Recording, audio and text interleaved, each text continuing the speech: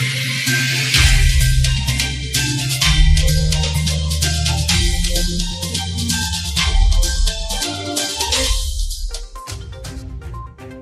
国维吾尔人集中营幸存者和当地民众于24日聚集在纽约联合国大楼前，抗议中国在东突厥斯坦发动的种族灭绝和饥饿政策。同日，在纽约时代广场前也举行活动的示威者表示，自由世界和民主国家应该揭露中国政权的非人道行为，各国政府应该对中国政权实施严重制裁。周六，国际媒体爆发了有关中国军方在习近平被免职后将其软禁的谣言。推特用户珍妮菲正在推特上拥有超过1万粉丝，他分享了一段激动人心的视频。他写道，解放军军车9月22日前往北京，从北京附近的欢来县开始到河北省张家口市，整个游行队伍长80公里。同时有传言说，习近平是在中共高级将他免为解放军总司令后被捕的。他的说法尚未得到官方消息来源的证实。中共政权计划继续深化其多年来推行的伊斯兰教中国化的邪恶政策。据中国政治协商会议报道，9月20日，全国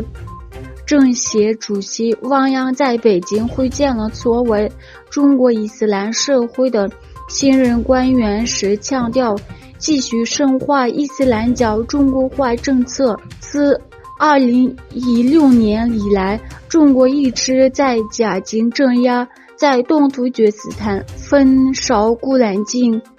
圣训和无数宗教作品，数以万计的清真寺被拆除或摧毁。美国国务卿布林肯星期五在纽约第77届联合国大会的间隙与中国国务委员兼外交部长王毅会面。布林肯向王毅强调了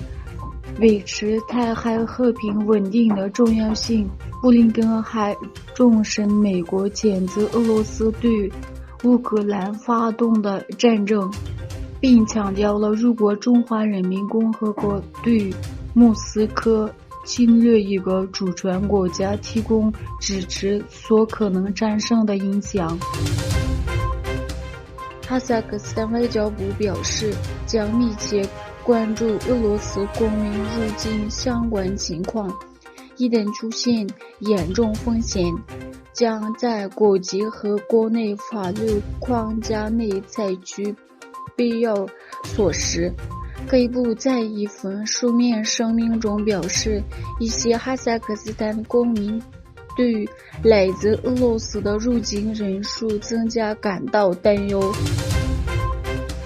在美国及西方盟国在太平洋地区与中国日益增加的影响力抗衡之际，美国、英国、澳大利亚和新西兰参加的一个在费奇举行的军事演习于本周的星期五结束。中国外交部发言人汪文斌9月21日在例行记者会回应提问时表示，中国对有关国家之间开展正常防务合作不持异议，但有关合作不应当针对第三方。